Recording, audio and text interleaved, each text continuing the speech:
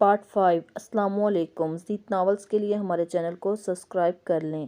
پر وہ کوئی عام لڑکی نہیں تھی، وہ نایاب تھی جو اپنے قیمتی جذبات اپنے شوہر پر لٹاتی۔ بدلے میں اس کا شوہر اس پر ایک لفظ محبت، یقین، اعتماد اور عزت نہیں دیتا تھا، بلکہ اپنا حق وصول کر کے پرسکون ہو کر سو جاتا۔ وہ اندر ہی اندر گھٹن کا شکار ہوتی جا رہی تھی۔ کاش خوشیوں کا معیار دولت، پیسہ، آرام، آسائش ہوتا تو کتنا اچھا! پھر تو کوئی فساد نہیں ہوتا۔ نایاب اس کا چہرہ دیکھ کر سوچ رہی تھی، کسی کے دل میں کیا چھپا ہے یہ تو رب ہی جانتا ہے۔ دل اگر بے نقاب ہوتے تو سوچو کتنے فساد ہوتے۔ تھی خاموشی ہماری فطرت جو نبھ گئی ہے، جو ہمارے منہ میں جواب ہوتے تو سوچو کتنے فساد ہوتے۔ جنید شاہ گھر آیا۔ آتے ہی کمرے میں اسے نہ پا کر حیران ہوا۔ شاید اسے امید تھی ابھی بھی وہ سج سنور کر اس کا انتظار کر رہی ہوگی۔ اس وقت شام کے 7 بج رہے تھے۔ ساتھ والے کمرے میں دیکھا تو وہ مزے سے سو رہی تھی۔ اٹھو! جنید شاہ نے اس کا بازو پکڑ کر اسے اپنے روبرو کھڑا کیا۔ وہ جو رو کر سو گئی تھی، اس طرح اٹھنے پر چڑ گئی۔ کیا ہے، سونے دو! اس نے روکھی لہجے میں نیند کے خمار میں کہا۔ یہ سونا نہیں ہوا جو سونے دیتا، جنید شاہ نے اس کا بازو تھام کر کہا اور اسے دوبارہ کھڑا کیا۔ وہ سونے کے موڈ میں تھی۔ ایسا لگ رہا تھا جیسے نیند میں جھوم رہی ہے۔ کیا مطلب؟ جنید شاہ کی بات عجیب لگی، اس لیے حیا نے پوچھا۔ بیڈ روم کے علاوہ کہیں اور سونا نہیں ہوتا، سمجھی؟ اٹھو، روم میں چلو۔ وہ مندی مندی آنکھوں سے اس ظالم شخص کو دیکھ رہی تھی۔ ٹھیک ہے۔ وہ اس کا فلسفہ سن کر بدمزہ ہوئی اور پیر پٹکتی ہوئی جانے لگی۔ دروازہ کھول کر باہر نکلی، کل والے کمرے میں چلے گی اور دوبارہ بیڈ پر لیٹ کر کمبل اوڑھ کر سونے لگی۔ ابھی اس نے دوبارہ آنکھیں بند کیے چند سیکنڈ ہوئے ہی تھے، اس کا کمبل کھینچا جنید شاہ نے۔ اب کیا ہے، بیڈ روم میں بھی سونے سے پرابلم ہے؟ اب کہ نہ صرف چڑ گئی بلکہ غصے سے اس بدتمیز شخص کو دیکھنے لگی، جس کو اس کے آرام سے بھی تکلیف تھی۔ سونے کے لیے رات بہت ہے، اٹھو فریش ہو جاؤ، جنید شاہ نے پرسکون لہجے میں کہا۔ میرا موڈ نہیں ہے، فی الحال آرام کرنا ہے، حیا نے کہا۔ کیوں؟ جنید شاہ نے کہا۔ کیونکہ رات میں آپ نے سونے نہیں دیا تھا۔ تنگ آ کر وہ جو منہ میں آیا حیا نے کہہ دیا۔ وہ اس کی بولڈنس پر عرش عرش کر اٹھا۔ کیوں؟ صحیح تو کہا ہے نا، اب سونے دے، وہ پریقین لہجے میں اس سے پوچھا۔ بغیر اس کا جواب سنے اپنی کہہ کر لیٹنے لگی انگڑائی لے کر۔ وہ کمبل دوبارہ لینے لگی۔ جنید شاہ نے اس کا ہاتھ پکڑا، اپنے مقابل کھڑا کیا اور کہا، سچ کہو، نیند تو بہانہ ہے، کمبل میں منہ چھپا کر اس ناکام عاشق کا سوگ منانا ہے۔ وہ حیران ہوئی اس کے صحیح اندازے پر۔ وہ مسکرایا اس کی حالت پر۔ کتنا سکون ملا تھا اسے بکھرا ہوا دیکھ کر جنید شاہ کو۔ اس کا انداز اسے زجر کرنے والا تھا۔ حقیقت بھی یہی تھی، اس کے سامنے کمزور نہیں پڑنا چاہتی تھی۔ غم ابھی بھی تازہ تھا، اس لیے کچھ دیر اور سو کر اس غم کو بھلا کر خود کو ریلیکس کرنا چاہ رہی تھی، کیونکہ ابھی اس کا دل سنبھلا نہیں تھا۔ کچھ وقت تو لگنا تھا سب بھلانے میں۔ وہ خود کو کتنا مضبوط ظاہر کرے، اندر ہی اندر ٹوٹ پھوٹ کا شکار تھی۔ حیا اس کی بات پر واقعی زچ ہوئی تھی، پھر بھی سنبھل کر بس اتنا کہا، بس کچھ نہیں، میں واقعی تھکی ہوں، اگر اجازت ہو تو آرام کر لوں۔ فی الحال حیا لڑنے کے موڈ میں نہیں تھی، غم تازہ تھا، اس لیے نارمل سے اس سے اجازت چاہی۔ پر سامنے جنید شاہ تھا جسے اسے زچ کرنے میں خوشی محسوس ہو رہی تھی۔ نہیں، فی الحال تمہیں سونے کی اجازت نہیں، پہلے اپنا بکھرا ہوا حلیہ درست کرو۔ کیا مطلب؟ اس نے اسے شیشے کے سامنے کھڑا کیا۔ لپسٹک پھیلی ہوئی، کاجل پھیل گیا، رونے کی وجہ سے چہرہ مرجھایا ہوا تھا، بال بھی بکھرے ہوئے تھے۔ ایسی تو وہ کبھی نہیں تھی، ہر حال میں خود کو مینٹین رکھتی تھی۔ وہ اجڑا چمن لگ رہی ہو، جاؤ میرے لیے سج سنور کر آؤ، پہلے تمخصرانہ بھرپور لہجے میں کہا گیا، پھر لہجہ خود بخود حاکمیہ ہو گیا۔ شاباش، جاؤ۔ جنید شاہ نے اسے واش روم کی طرف دھکیلا۔ اس کے ہر انداز میں سرسری تھی۔ پلیز، میرا موڈ نہیں، تھوڑی دیر آرام کر کے پھر ریڈی ہو جاؤں گی۔ بالکل نہیں، میرے گھر میں میری بیوی اس للو عاشق کا سوگ منائے، مجھے گوارا نہیں۔ جنید شاہ کے لہجے میں اس وقت غرور بول رہا تھا۔ اسے بات جاری رکھتے ہوئے مذاق اڑانے والے لہجے میں کہا، ویسے تم نے اس میں دیکھا کیا؟ بکواس سا لگا مجھے۔ ہاں، عاشر ملک کو پسند کرتی تو میری ٹکر کا ہوتا۔ جنید شاہ کو خود پر غرور تھا، واقعی وہ ایک ہینڈسم مرد تھا جو کسی بھی لڑکی کا آئیڈیل ہو سکتا ہے۔ بکواس بند کرو، میرے بھائی جیسا ہے عاشر، میں نے نہیں کہا پر دل سے مانتی ہوں، اس نے چیخ کر غصے سے بھرپور لہجے میں کہا۔ حیا کو برا لگا اس طرح عاشر کا نام لینا۔ جنید شاہ نے، بکواس تم بند کرو، آئندہ اس لہجے میں بات کی تو زبان کھینچ لوں گا۔ जुनैद शाह ने गुस्से से इसका चेहरा दबोच लिया और इसकी गिरफ्त से अपना चेहरा छुड़वाना चाह रही थी। इसकी गिरफ्त मजबूत होती जा रही थी। एक और बात बताऊं, अब फैज़ भी तुम्हारे लिए वही हैसियत रखता है जो आशिर की है। जुनैद शाह इसके चेहरे को छूकर इस तरह झटका दिया कि वो लड़खड़ाकर बेड पर जा गिरी। जुनैद शाह ने एक टांग बेड पर रखी और एक इसकी तरफ झुक गया। जानती हो, सियाने कहते हैं कामयाब आशिक अब्बा और नाकाम आशिक मामू कहलाता है, पर यहाँ कहावत कुछ यूँ है, कामयाब दुश्मन अब्बा और नाकाम आशिक मामू जान। अब मेरे दिल में ख्वाहिश जागी है, जल्दी से तुम्हारे इस लल्लू आशिक को मामू बनाऊं मेरे बच्चों का। बताओ कैसे लगा? हा हा हा। वो हंसना शुरू हुआ तो हंसता ही चला गया। हया की आंखों में पानी आ गया, आंसू। जल्दी से उठी बेड पर से और खड़ी हो गई और कहा, बिल्कुल बकवास आइडिया है और तुमसे बात करना बेकार है। इस वक्त मैं तुम्हारे मुंह नहीं लगना चाहती। इतना कहकर वो वॉशरूम में चली गई और फूट फूट कर रो दी। मुझे तोड़कर जोड़ने वाले, तेरा क्या गया? बस वो मेरा ही वजूद था जो पैंवंद ज़रा हो गया। सबाहत इस वक्त सीट से टेक लगाकर बैठी थी। हमजा इसकी गोद में सर रखकर सो चुका था। वो इसके सर भी उंगलियां चला रही थी। हमजा को सुकून आया, वो जल्दी सो गया। वैसे भी बच्चे लंबे सफ़र में बेजार हो जाते हैं, इसलिए सोना इसके लिए बेहतर होता है ताकि वो जल्दी से कट जाए। हैदर शाह गाड़ी ड्राइव कर रहा था। इसके साथ आगे ईशा बैठी हुई थी। सबाहत और हमजा पिछली सीट पर बैठे थे। पहली दफ़ा था जो सबाहत ने हैदर और ईशा को साथ देखा था। जितना बेतकल्लफ इन दोनों को होना चाहिए था, इतनी बेतकल्फी सबाहत को महसूस नहीं हुई, या शायद इसकी वजह से वो दोनों बात नहीं कर रहे थे। ईशा आंखें मूंद चुकी थी। ईशा इतनी खामोश नेचर की थी। सबाहत को इस सफ़र में अंदाज़ा हुआ या बीमारी ने इसे ऐसा बना दिया था। सबाहत ने सोचा, 2 घंटे हो चुके थे इन्हें सफ़र के दौरान। 2 दफ़ा हैदर ने ईशा से कुछ पूछा था, कुछ चाहिए तो नहीं, या गाड़ी रोक दूं? तुम टांगे सीधा करना चाहोगी या टांगों को आराम देना चाहो तो गाड़ी रोक दूं? वो हर बार इनकार करके आंखें मोल लेती। अब दूसरी दफ़ा पूछा तो ईशा ने कहा, एक दफ़ा इससे भी पूछ लें, इसे कुछ चाहिए तो नहीं?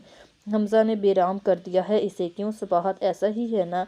ईशा ने इंग्लिश में कहा। जवाब में सबाहत ने कहा, बिल्कुल नहीं तंग करता, मैं रिलैक्स हूँ, मेरा वक्त अच्छा गुजर गया हमजा के साथ।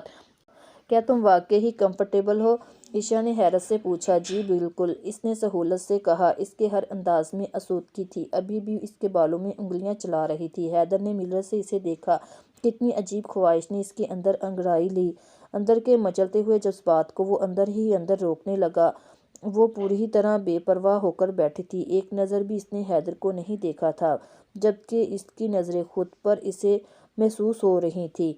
सच आंटी, बहुत सुकून मिल रहा है आपके इस तरह मेरे बालों में उंगलियां चलाने से। इतना हैदर का घूरना। इसने हाथ उठाया हमजा के सर पर से, जिससे आंखें खोलकर हमजा ने इसे ऐसे कहा। दोबारा इसका हाथ थामकर हमजा ने चूमा और अपने सर पर रख लिया। वो हैरान हुई इसके इस मोहब्बत भरे अंदाज पर। वो मुस्कुराकर हमजा को देखने लगी। पहले इसका माथा चूमा और फिर उंगलियां चलाने लगी। हमजा मुस्कुराकर दोबारा आंखें मूंद ली। वाकई ही वो बहुत मोहब्बत के काबिल बच्चा लगा। वो इससे जुड़ने लगी थी। हैदर को इसके हर अंदाज में ममता लगी। अब वो इसकी बालों में उंगलियां चलाती आंखें बंद कर लीं। आंखें बंद करते ही इसे चाची के लफ्ज़ याद आए, वहाँ हमजा का बहुत ख्याल रखना और अपने शोहर का भी। तुम्हारी लापरवाही का मुझे अंदाज़ा है। मेरा बेटा सीधा सादा सा है, कुछ भी नहीं कहेगा। वो बस अपनी कहे जा रही थी, बगैर इसकी सुने। शायद वो इसके काबिल नहीं थी इसकी कोई बात भी सुने। मेरे बेटे का बहुत ख्याल रखना। फ़िलहाल इसकी पहली बीवी बीमार हो, तुम अपने सर के साईं के आगे पीछे रहोगी तो अपनी कुछ जगह इसके दिल में बनाओगी। वो तुम्हारे लिए अच्छा है, वरना कहीं की नहीं रहोगी। तुम्हारा मैका तो है नहीं। शोहर से भी मजबूत तल्लक बनाओ। इसकी कदर करो जिसमें तुम्हें बचा लिया, वरना तुम्हारा अंजाम बहुत बुरा होना था। वो इनके कहे गए अल्फाजों की काट अपने अंदर महसूस करती। कुछ गुनाह ऐसे होते हैं जिनकी माफ़ी कभी नहीं होता। अल्लाह माफ़ कर देता है पर दुनिया माफ़ नहीं कर देती। और सबाहत अच्छी तरह जानती थी इससे ऐसा ही गुनाह हुआ है जिसकी कोई माफ़ी नहीं समाज में। और अगर वो भूल कर आगे बढ़ना भी चाहे तो कोई इसे भूलने नहीं देता और ना ही आगे बढ़ने देता है। एक आंसू टूटकर इसकी आंख से गिरा। यादों के तूफान में گمنام رشتوں کے لیے بکھرنے لگی ہوں، ہاں میں بدلنے لگی ہوں، کئی راستے بھٹک کر، کئی زخموں سے چور ہو کر آنسوں کو چھپانے لگی ہوں، ہاں میں بدلنے لگی ہوں۔ وہ شہر آ چکے تھے، رات کے 9 بجے تھے۔ حمزہ بہت خوش ہو رہا تھا اپنے گھر آ کر، شاید وہ بھی خوش ہو رہی تھی اندر ہی اندر، کیونکہ یہاں کم سے کم اسے باتیں سنانے والا کوئی نہیں تھا۔ حمزہ کو چینج کروا کر لایا اس نے، اس کا کمرہ بہت خوبصورتی سے سجایا گیا تھا۔ وہ خوشی خوشی اپنے کھلونے دکھا رہا تھا، صباحت دیکھ کر خوش ہو رہی تھی بچوں کی طرح، وہ اس کے ساتھ بالکل بچی بن رہی تھی۔ شاید اس طرح وہ خود کو ریلیکس کرنا چاہ رہی تھی۔ وہ اچھی طرح جانتی تھی اس کی اسی زندگی ایسی ہی گزرنی ہے، حیدر شاہ کے رحم و کرم پر اس کے رشتے میں ساری عمر گزارنی تھی۔ حیدر کی شادی کرنے کے بعد اسے اس کے نام پر بیٹھنا گوارا نہیں تھا۔ وہ اب بھی اس کی بیوی کے ہوتے ہوئے دوسری بیوی کی حیثیت سے رہ رہی تھی، اس لیے دکھ کا مقام تھا۔ وہ بدلنے کی کوشش کر رہی تھی۔ ملازم نے کھانا لگا کر بلایا تو حمزہ کو لے کر ٹیبل پر آ گئی۔ عشا کہاں ہے؟ ٹیبل پر آتے ہی حیدر نے پوچھا۔ اس کی کمر میں درد تھا، سفر کی وجہ سے وہ روم میں کھا کر سو گئی ہے۔ اسے جواب دے کر حیدر دوبارہ کھانے کی طرف متوجہ ہو گیا۔ وہ خاموشی سے کھانے لگی اور حمزہ کو اپنے ہاتھ سے کھلانے لگی۔ حیدر جلدی سے اٹھنے لگا، اسی وقت صباحت نے کہا، میں حمزہ کے روم میں سو جاؤں؟ نہیں، سنگل بیڈ ہے، تمہیں تکلیف ہوگی۔ تمہارا روم سیٹ کر دیا ہے، ملازم نے تمہارا بیگ بھی رکھ دیا ہے۔ اتنا کہہ کر حیدر چلا گیا۔ ملازم نے اسے اس کا کمرہ دکھایا۔ حمزہ کا بلو کلر کا بیڈ تھا، جو ڈیزائن بچوں کے لیے بنایا گیا تھا، جس پر صباحت کا سونا ناممکن تھا۔ حمزہ اتنے دن بعد آیا، اسی لیے اپنے بیڈ روم میں سونا چاہتا تھا۔ حمزہ کے سونے کے بعد وہ اسے لیے سیٹ کیے گئے ہوئے کمرے میں آئی۔ کمرہ کشادہ تھا، خوبصورتی سے سجایا گیا تھا۔ ڈبل بیڈ، ڈریسنگ ٹیبل، الماری، فلور لیمپس اور فینسی لائٹس اور خوبصورت پردے لگے تھے۔ اس کمرے میں گیلری بھی بنی ہوئی تھی، ایک صوفہ بھی رکھا ہوا تھا سائڈ پر۔ مکمل جائزہ لے کر سوٹ کیس سے اپنا کپڑے نکال کر چینج کرنے کے لیے چلی گئی۔ نماز پڑھ کر اللہ سے اپنے لیے سکون کی دعا کرنے لگی۔ سونے سے پہلے ایک دفعہ حمزہ کو دیکھ آئی تھی، جو پرسکون نیند سو رہا تھا۔ اسے سوتا دیکھ کر مسکراتی ہوئی پھر واپس اپنے کمرے کی طرف چل دی۔ ساری لائٹس آف کر کے ایک سائڈ کی لیمپ کھول کر بیڈ پر لیٹ گئی۔ اب اسے لیٹے ہوئے کچھ وقت گزرا تھا کہ کمرے کا دروازہ کھلتا ہوا محسوس ہوا۔ اس نے آدھی بند آنکھوں سے سامنے دیکھا تو حیدر کو دیکھ کر وہ کھلا گئی۔ آپ اس وقت یہاں؟ وہ حیران ہوئی اس کے اس وقت آنے پر۔ عشا جی ٹھیک ہے؟ اسے ایک دم خیال آیا، کیونکہ اتنا سفر کرنے کے بعد شاید ان کی طبیعت نہ خراب ہو گئی ہو، اس لیے۔ عشا ٹھیک ہے، حمزہ کا تم پوچھو اس سے پہلے میں جواب دیتا ہوں۔ وہ بھی ٹھیک ہے اور سکون سے سویا ہوا ہے، اسے دیکھ کر آیا ہوں یہاں۔ اچھا، صباحت کا اس کا گہری نظروں سے دیکھنا الجھ گیا۔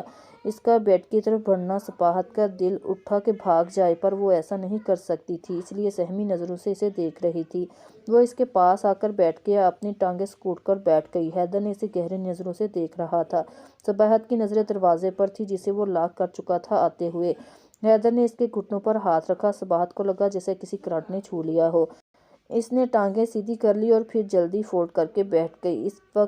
اسی وقت حیدر نے اس کی گود میں سر رکھا اور اس کے ہاتھوں اپنے بالوں پر رکھ لیے، جیسے میرے بیٹے کو دیوانہ بنا رہی تھی۔ چاہو تو مجھے بھی بنا سکتی ہو۔ وہ ساکت ہو گئی اس کے الفاظ سن کر۔ حیدر نے کہے تھے اس کے لیے۔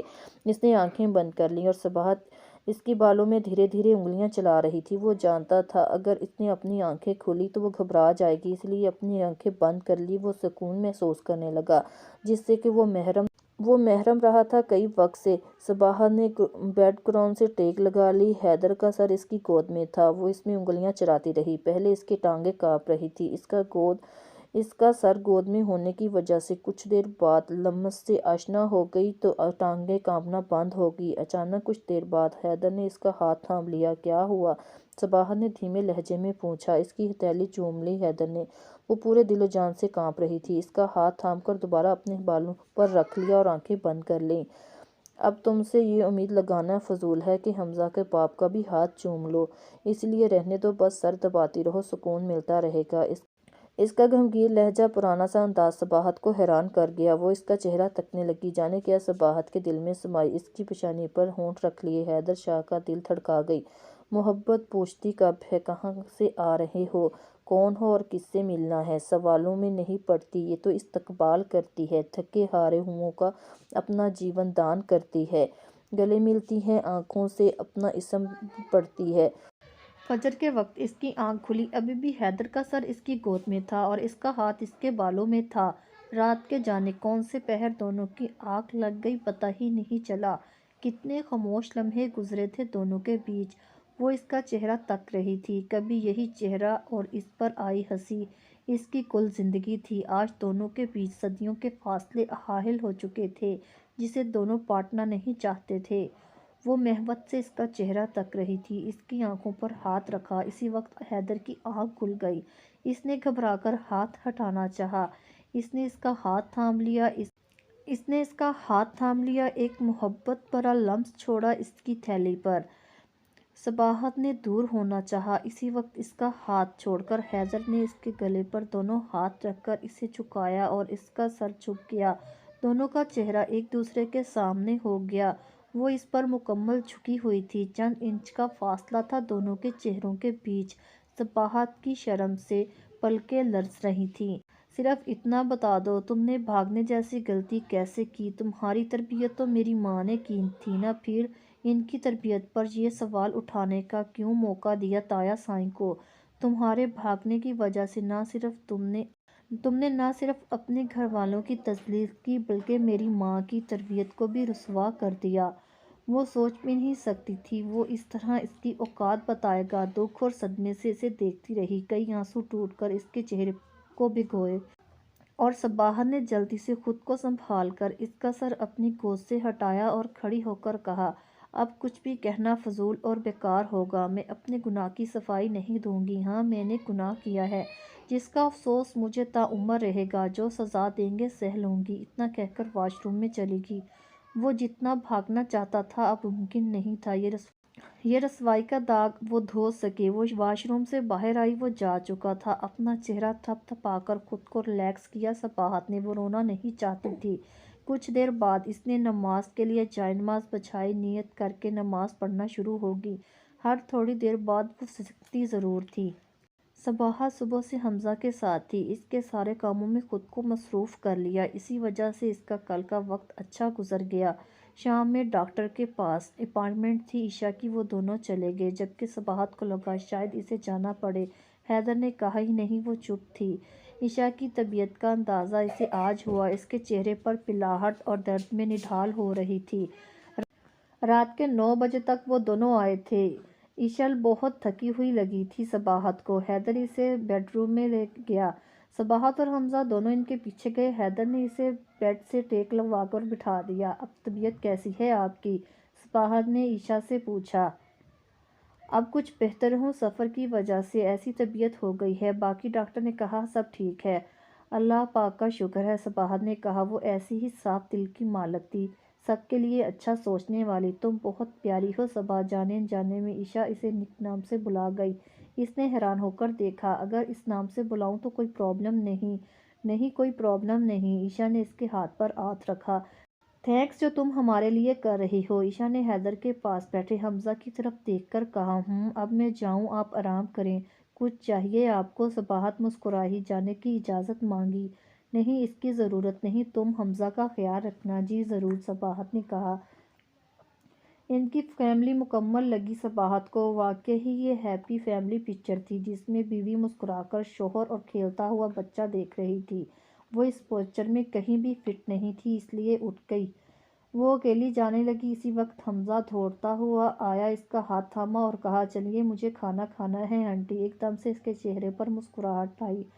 کوئی تھا اس کا اپنا جو اس کی بدنامی سے نجان بے زر اس سے جڑنے لگا۔ واقعی اللہ کسی کو نہیں چھوڑتا، اسے بھی ایک معصوم سی محبت سے نواز رہا تھا۔ وہ خوشی خوشی اس کا ہاتھ تھامتی باہر نکل آئی۔ عشاء جلدی سو گئی۔ کمرے کی لائٹ آف کر دی تھی حیدر نے عشاء کے کہنے پر۔ اس کے موبائل پر گاؤں سے کال آ رہی تھی، یقیناً اماں سائیں کی ہوگی۔ یہی سوچتے ہوئے کال اٹھائی اور واقعی اماں سائیں کا فون تھا۔ دعا سلام کے بعد انہوں نے عشاء کی طبیعت پوچھی اور ڈاکٹر نے کیا کہا ہے، بچہ وغیرہ ٹھیک ہے؟ اس کے بارے میں تفصیل پوچھ رہی تھی حیدر سے۔ وہ انہیں تفصیل سے تسلی بخش جواب دے رہا تھا۔ وہ کیسی ہے؟ ابھی بھی ویسی گمسم رہتی ہے؟ اماں نے پوچھا۔ نہیں، حمزہ کے ساتھ بہل گئی ہے، حیدر نے ان کو بتایا۔ چلو اچھا ہوا، اس کا بہت خیال رکھنا، اماں نے محبت سے لبریز لہجے میں کہا۔ اماں آپ کی لاڈلی کا پورا خیال رکھوں گا۔ حیدر نے ہنس کر اماں سے کہا، اللہ تمہیں ہمت اور طاقت دے، دونوں بیویوں کے ساتھ انصاف کر سکو، بس اتنا سمجھ لینا۔ حیدر، اشل تمہاری محبت ہے اور صباحت تمہاری ماں کی محبتی اولاد جسے اس نے جنم نہیں دیا پر اپنی اولاد سے بڑھ کر چاہا۔ ان کے لہجے میں صباحت کے لیے پیار اور فکر دونوں تھی۔ جانتا ہوں اماں، پھر اس کا دل کیوں دکھاتی ہو، کتنا تڑپی ہوگی جب اسے ایسے رلاتی ہیں آپ۔ حیدر نے انہیں ان کے رویے کا احساس دلانا چاہا، جن کے جواب میں انہوں نے کہا، تو نہیں سمجھے گا حیدر، تو ماں نہیں، ماں جب لاڈ اٹھاتی ہے تو بے انتہا اٹھاتی ہے، جب وقت پڑنے پر وہ کٹھور بن کر اولاد کو سدھارتی بھی ہے۔ ایک بات میری یاد رکھنا، کبھی اسے طعنہ مت دینا، تو شوہر ہے وہ ٹوٹ جائے گی۔ آپ بھی تو طعنے دیتی ہیں، پھر مجھے کیوں منع کرتی ہیں؟ حیدر نے انہیں یاد دلوایا، میری اور تیری بات الگ ہے، عورت شوہر کے منہ سے طعنہ سن کے ریزہ ریزہ ہو جاتی ہے، پھر کہیں کی نہیں رہتی، میرے کہنے سے وہ مضبوط ہوگی، اور کوئی ایسا طعنہ دے گا تو اسے تکلیف نہیں ہوگی۔ ان کا انداز سمجھانے والا تھا۔ جی اماں سائیں۔ کچھ دیر اور بات کر کے اس نے فون رکھ دیا، اللہ حافظ کہہ کر۔ اسے افسوس ہوا فجر کے وقت کس طرح اس نے اس کا دل دکھایا تھا۔ مجھے بات کرنی چاہیے صباحت سے، حیدر نے دل ہی دل میں سوچا۔ یہی سوچتا وہ صباحت کے کمرے میں گیا، وہ وہاں نہیں تھی۔ اسے یقین تھا وہ کمرہ حمزہ کو سلا رہی ہوگی۔ وہ حمزہ کے کمرے کے باہر لانچ میں صوفے پر بیٹھ گیا۔ 10 منٹ کے بعد وہ اس کمرے سے باہر آئی۔ اسی وقت حیدر اٹھا، صباحت کا ہاتھ تھاما لان میں لے گیا۔ وہ اچانک گھبرا گئی۔ لان میں دونوں آمنے سامنے تھے۔ یہ کیا طریقہ ہے؟ اس نے تھوڑا سا روکھے لہجے میں کہا، مجھے تم سے بات کرنی ہے۔ حیدر کا لہجہ نرم تھا ہمیشہ کی طرح، تو لانچ میں بھی کر سکتے تھے۔ صباحت نے سکون سے کہا، میرا موڈ یہاں تھا بات کرنے کا۔ حیدر کا انداز لگا تھا، تو کہیں، صبا نے کہا۔ صباحت نے کہا، سوری، مجھے اس طرح ان لمحوں میں بات نہیں کرنی چاہیے تھی۔ حیدر نے افسردہ لہجے میں کہا، اوکے، اب جاؤں؟ اس کے اتنا جلدی معاف کرنے پر حیدر حیران ہوا، اور اس نے کہا، تم کچھ نہیں کہو گی؟ نہ تو کوئی صفائی دوں گی، نہ تو کوئی مجھے صفائی دینے کا موقع دو گی تاکہ کچھ صلح کی گنجائش نکل آئے؟ حیدر حیران تھا اس کے انداز پر۔ اب کوئی صفائی کوئی معنی نہیں رکھتی، اب میں اپنی صفائی میں کچھ نہیں کہوں گی، کبھی بھی کہنا سننا دونوں بیکار ہو جاتا ہے، ہمارے بیچ بھی ایسا ہی ہوگا۔ اتنا کہہ کر وہ چلی گئی۔ حیدر اسے جاتا ہوا دیکھ رہا تھا۔ یہ کیا ہے؟ حیا نے کہا۔ وہ اس وقت نماز پڑھ رہی تھی، شام کا وقت تھا۔ جب دروازے پر ناک ہوا، جنید شاہ کے یس کہتے ہی ملازم نے سارے بیگز بیڈ پر رکھے۔ نماز سے فارغ ہو کر اس سے پوچھا، جس کے جواب میں جنید شاہ نے کہا، دکھائی نہیں دے رہا؟ اس نے بیگز کی طرف اشارہ کیا۔ اس وقت وہ موبائل پر مصروف تھا۔ دکھائی دے رہا ہے؟ شاپنگ بیگ کس لیے؟ حیا نے پوچھا۔ تمہاری ضرورت کی چیزیں ہیں، دیکھ لو، کچھ کمی رہ گئی ہو تو بتاؤ، مل جائے گا۔ جی دیکھ لیتی ہوں، حیا نے بیڈ پر کہا۔ اس نے بیگ کھولنا شروع کیے۔ مہنگے کپڑے، جیولری، کیجول کپڑے، فینسی بھی تھے، سب ریڈی میڈ تھے۔ گھر میں پہننے کے سلیپر، کچھ فینسی سینڈلز تھی۔ بیگ میں ضرورت کی کافی چیزیں تھیں، لیڈیز ٹائپ۔ وہ نظریں جھکا گئی۔ یہ سب کون لایا ہے؟ حیا نے حیرت سے پوچھا۔ میری سیکرٹری۔ اور بھی کچھ چاہیے تو بتا دو، جنید شاہ نے کھلے دل سے آفر کی۔ نہیں، ضرورت نہیں، اس نے سہولت سے کہا۔ یہ بیگ لو۔ اس نے کچھ بیگز بڑھائے حیا کی طرف۔ ان سب میں کیا ہے؟ حیا نے حیرت سے پوچھا۔ کچھ نائٹ ڈریس ہیں، ان میں سجی سنوری ملو تم ہر رات۔ اس کی آنکھوں میں کانچ سی چبھن ہوئی۔ کل رات کا منظر اس کی آنکھوں کے آگے آیا۔ کل رات اس کے پاس شراب پی کر آیا تھا جنید شاہ۔ کل رات اسے احساس ہوا تھا، شراب ہمارے دین میں کیوں حرام ہے۔ ایسی زندگی کا تصور بھی نہیں کیا تھا اس نے۔ یہ سب ہو رہا تھا اس کے ساتھ، وہ برداشت کرنے پر مجبور تھی۔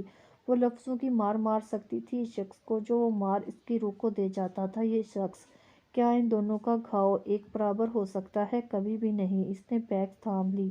دیکھو گی نہیں؟ جنید شاہ نے اسے زج کرنے کے لیے کہا تھا۔ نہیں، رات میں پہن لوں گی۔ اتنا کہہ کر اس نے الماری میں بیگ رکھا۔ جنید شاہ نے اس کا لال پڑتا چہرہ دیکھا اور دیکھتا رہ گیا۔ وہ تنگ آ گئی تھی بیٹھ کر بیڈ روم میں۔ جنید شاہ نے اسے باہر نکلنے سے منع کر دیا تھا۔ وہ اپنے کپڑے سیٹ کر چکی تھی الماری میں، پر وقت تھا کہ گزرنے کا نام نہیں لے رہا تھا۔ وہ ٹی وی دیکھ کر بور اور بیزار ہو چکی تھی۔ اسے باہر نکلنے کی اجازت مانگی تو جنید شاہ نے یہ کہہ کر روک دیا، جب میں گھر پر ہوں تو میرے سامنے رہو گی، سمجھی؟ وہ چاہ کر بھی کچھ نہیں کہہ پائی۔ تب سے اب تک وہ فون پر مصروف تھے، اپنی سیکرٹری کو ہدایت دے رہا تھا۔ اور وہ اس کی پولیٹکس والی باتوں سے بیزار ہو چکی تھی۔ حیا نے گھڑی کو دیکھا، 9 بج رہے تھے۔ جیسے ہی جنید شاہ نے فون رکھا اسی وقت حیا نے کہا، شاہ صاحب مجھے آپ سے ایک بات کرنی ہے جو ضروری ہے۔ ہاں کہو، پر دور نہیں، یہاں آ کر بیٹھو اور بات کرو۔ جنید شاہ کا لہجہ حاکمیہ تھا، نہ چاہتے ہوئے بھی وہ اس کے پاس آ کر صوفے پر بیٹھ گئی۔ وہ سمٹ کر بیٹھی۔ جنید شاہ نے اس کا ہاتھ تھام کر اسے اپنے قریب بٹھایا اور کہا، ہاں کہو، کیا کہنا ہے؟ وہ اس کی جسارتوں پر پریشان ہو رہی تھی اور بات بھی ضروری کرنا تھی۔ مجھے اپنے ماں باپ سے ملنا ہے، پلیز ملوا دیں ان سے۔ اس کے لہجے میں آنسوؤں کی آزمیش تھی۔ دیکھتا ہوں، ملواتا ہوں، اور میری ایک شرط ہے۔ وہ کیا؟ حیا نے حیرت سے پوچھا۔ جنید شاہ نے اس کو غور سے دیکھا۔ جو بلیک شلوار قمیض میں اس کی دھندلیائی رنگت نمایاں ہو رہی تھی، اس پر گلابی ہونٹ، آنکھیں جو ہر وقت پانیوں سے بھری رہتی تھی، جو کسی جھیل کا گمان دیتی تھی جس میں جنید شاہ خود کو اپنے آپ ڈوبتا ہوا محسوس کرتا تھا۔ وہ بہکنے لگتا۔ اسے دیکھ کر دل چاہتا سامنے اس کے آس پاس ہر وقت اس کی نظروں سے اوجھل بالکل بھی نہ ہو۔ حیا یار، فرمانبردار اور حسین بیوی کسی نعمت سے کم نہیں ہوتی جو شوہر کو ایسی ڈور سے باندھتی ہے جو بظاہر نظر نہیں آتی، پر مرد ان میں کھنچا چلا جاتا ہے۔ پھر ان گندی عورتوں کی غربت میں وہ سکون کہاں جو بیوی کی قربت میں ہے۔ جنید شاہ کو اپنا گہرا یار صدام یاد آیا، جو اسے باز رکھنا چاہتا تھا ان گندی عورتوں سے، اور منع کرتا تھا ان عورتوں سے تعلق بنانے پر، جو رات میں مٹھل اس کے لیے لایا کرتا تھا اور صبح چھوڑ کے آیا کرتا تھا۔ صدام کا لہجہ سرشاری لیے ہوئے تھا۔ پھر وہ ایک جاگیردار تھا، اس کے ساتھ ڈرنک کرتا، جو ان کی نظروں میں مرد ہونے کا لیبل تھا، پر شادی کے بعد ان عورتوں سے تعلق ختم کر لیے تھے۔ جنید شاہ نے اسے کہتا تو وہ سہولت سے منع کر دیتا، اسے ایسی باتیں سمجھاتا جو اسے شادی کے بعد سمجھ آئی تھی۔ چل ہٹ، تیری ساری باتیں بکواس ہے۔ صدام تو شادی کے بعد کسی کام کا نہیں رہا، پکا زن مرید بن گیا ہے، جنید شاہ اسے ٹوک کر کہتا۔ صدام اس کی بات کا برا منائے بغیر کہتا، زن مرید تو زن مرید ہی سہی، میری بیوی اپنی حفاظت کرتی ہے میرے لیے، تو میں کیوں نہ کروں اپنی حفاظت اپنی بیوی کے لیے؟ ہا ہا ہا ہا۔ وہ ہنسی میں اس کی بات اڑا دیتا۔ جنید شاہ کہکے لگاتا اس کی باتوں پر کل رات ایسا ہی ہوا تھا۔ شراب پینے کے بعد ایک عورت کی ضرورت ہوتی تھی اسے، سو مٹھل لے آیا، ایک خوبصورت دوشیزہ۔ اس عورت کی ادائیں اسے زہر لگیں۔ جب وہ اس پر جھکنے لگی، اسے دھکا دیتا ہوا کمرے سے باہر آیا اور مٹھل سے کہا، پہلے مجھے گھر چھوڑنے چلو، پھر اس عورت کو اس کی جگہ پہنچا دینا اس کی قیمت دے کر۔ جنید شاہ نے غصے سے کہا۔ اسے اپنے احساسات پر غصہ آ رہا تھا۔ سارا راستہ خود کو کوستا افسوس کرتا رہا، کہاں پھنس گیا، پھر جانے کیا ہوا گھر جا کر۔ سارا غصہ اس نے اس پر اتارا جس کو پتہ ہی نہیں تھا اس کی غلطی کیا ہے۔ حیا ساری رات سسکتی رہی۔ وہ غدگی میں بھی اس کا سسکنا محسوس کر رہا تھا۔ اسے خود پر افسوس ہو رہا تھا، پر انا اڑے آ رہی تھی، اسے 2 لفظ تسلی کے بھی نہیں بول سکا۔ کل رات کا یاد آنے پر جنید شاہ کو افسوس ہوا اپنے رویے پر۔ اس وقت وہ اس پر شدتیں لٹا رہا تھا اور اپنا وجود بے جان کر کے اس کے حوالے کر چکی تھی۔ وہ اس طرح کا مرد نہیں تھا۔ جنید شاہ کو گھن آئی خود سے۔ اس وقت حیا نے ذرا بھی مذمت نہ کر کے اس کے اندر مردہ انسانیت میں بھی ذرا سی جان ڈال دی۔ ایک دم سے اسے چھوڑ کر کھڑا ہو گیا اور کہا، تیار ہو جاؤ، تمہیں ملوا دوں تمہارے گھر والوں سے۔ وہ حیران ہوئی اس کے اس رویے پر۔ کچھ دیر پہلے جنید شاہ نے اسے صوفے سے اٹھا کر بیڈ پر لٹایا اور شرط کی بات کی تو کہیں بیچ میں ہی رہ گئی۔ ایک دفعہ اس کے پوچھنے پر، کون سی شرط؟ جنید شاہ نے اسے چپ کروا دیا۔ حیا نے خود کو بے جان گڑیا کی طرح اس کے رحم و کرم پر چھوڑ دیا تھا۔ اس کے ایک پل کے اقدام نے جنید شاہ کو شاید شرمندہ کر دیا تھا۔ اب ایسے کیا دیکھ رہی ہو، اٹھو، جلدی سے تیار ہو جاؤ۔ نہیں تیار ہونا تو بتا دو۔ جنید شاہ نے اپنی شرمندگی چھپا کر غصے سے روکھے رویے سے کہا، نہیں چلنا ہے، تیار ہوتی ہوں۔ اور حیا اپنی حیرانگی چھپا کر جلدی سے اٹھی اور تیار ہونے لگی۔ ابھی فون رکھ رہی تھی حیدر سے بات کر کے، کتنا ان کا دل بے چین تھا صباحت کے لیے۔ وہ دکھی ہو گئی تھی، اسی لیے فون کر حیدر سے پوچھا۔ ماں کا دل تھا، پھر بھی بے چین تھا۔ ان کے دل کو سکون نہیں آ رہا تھا۔ ایک دفعہ اس کی آواز سن لوں تو شاید سکون آ جائے۔ اس سے بات کرنا صحیح سے نہیں ورنہ وہ ضد میں آ جائے گی میری شے پر۔ نہیں نہیں، اب اسے اس رشتے میں بندھنا ہوگا، میری لا تعلقی پر ہی اسے کچھ عقل آئے گی۔ اماں سائیں نے خود سے کہا۔ اس کا ذہن پرانی یادوں میں کھونے لگا۔ صبا شرافت سے باہر نکلو تم، چکر آئیں گے گرمی اور حبس میں۔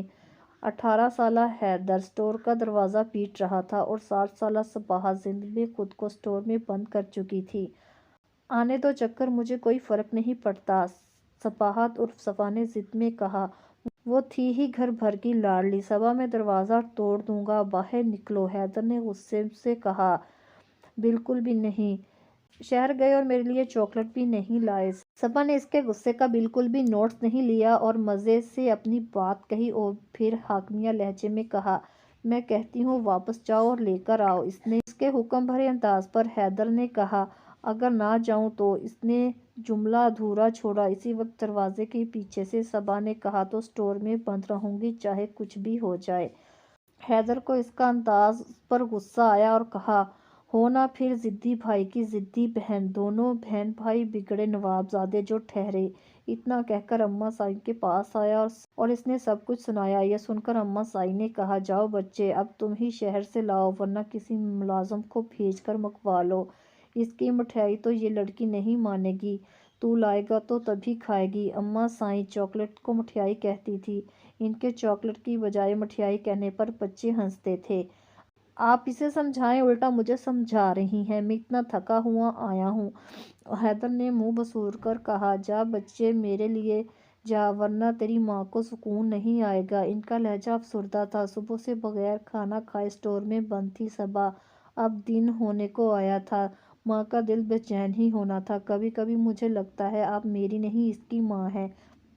حیدر اکثر ان سے کہا کرتا تھا، بن ماں کی بچی ہے، مجھے سب سے زیادہ عزیز ہے، اسے ذرا تکلیف ہوتی ہے تو کلیجہ میرے منہ کو آ جاتا ہے۔ کبھی کبھی حیدر خوش ہوتا یہ سوچ کر اس کی ماں کا دل کتنا بڑا ہے، پھر بھی ایسی ماں کے بچوں کے دل میں کیسے تنگ ہو سکتے ہیں۔ بس ایسے ہی بگاڑے ہیں اس کو، ایک دن پچھتائیں گی آپ، حیدر نے چڑھ کر کہا۔ ایک تو ویسے ہی اتنے لمبے سفر کی سے چڑ تھی، اوپر سے دوبارہ جانے کا سوچ کر افسوس ہو رہا تھا۔ اس کی کوئی بات کی کوئی اہمیت نہیں تھی اماں سائیں نے اس وقت۔ وہ واقعی ہی شہر واپس کیا، ڈھیر ساری چاکلیٹ لایا، تب جا کر صبا مانی کھانا کھایا اس نے۔ پھر جا کر اماں سائیں کو بھی سکون لیا اور کھانا کھایا۔ کھانے کے بعد چاکلیٹ کھاتے ہوئے صبا نے کہا، چاچی کبھی نہیں بھولے گا میرے لیے چاکلیٹ لانا، ایسی ہی سزا ہوگی۔ وہ مسکرا کر اپنے کارنامے پر فخریہ کہہ رہی تھی۔ اماں سائیں بیچاری، اماں سائیں بجائے اسے سمجھانے پر الٹا اس پر نہال ہو رہی تھی اور مسکرائے جا رہی تھی۔ اماں سائیں عرف ہمنا بیگم نے اپنے آنسو پوچھے اپنی صبا کو سوچ کر، اماں اتنا پیار کرتی تھی، پھر اتنا روکھا کیوں بولتی ہو اس سے؟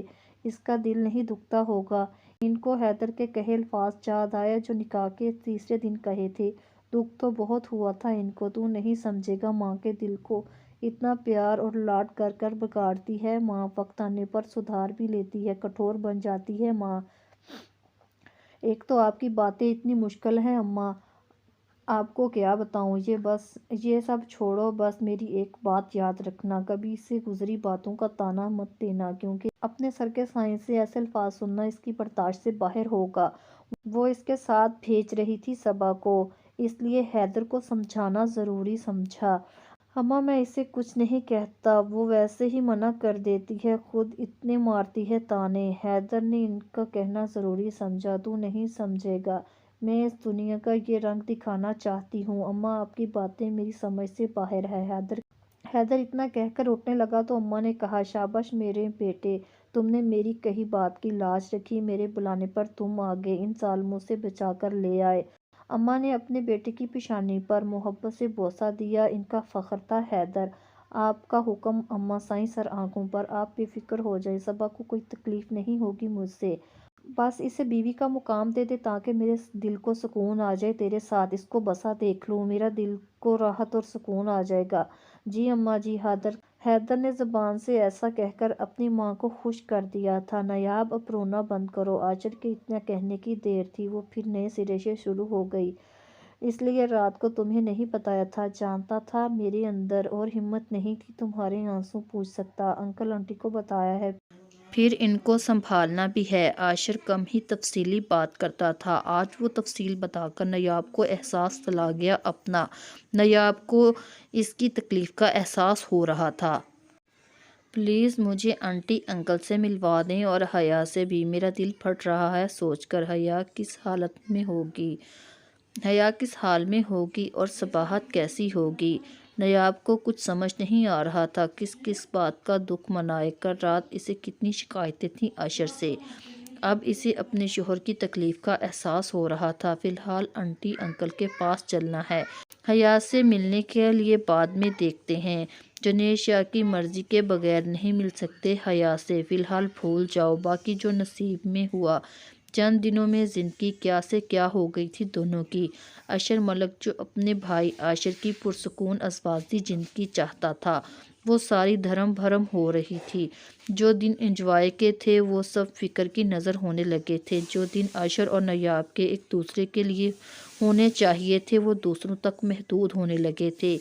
کیا اس وقت ان کی دوری ان کی آنے والی زندگی پر اثر انداز ہونی تھی، یا ایسے ہی خود بخود ازواجی تعلقات مضبوط ہوتے ہیں؟ صرف قربت یہ تعلق مضبوط ہوتا ہے، یہ تو وقت ہی بتانے والا تھا۔ وہ اس وقت جنید شاہ کے ساتھ پچھلی سیٹ پر بیٹھی ہوئی تھی۔ گاڑی کی کھڑکیوں کے سارے شیشے بلیک تھے۔ گاڑی ڈرائیو مٹھل کر رہا تھا۔ حیا اندر ہی اندر حیران تھی بغیر کسی شرط کے مان جانے پر۔ مزید ناولز کے لیے ہمارے چینل کو سبسکرائب کر لیں۔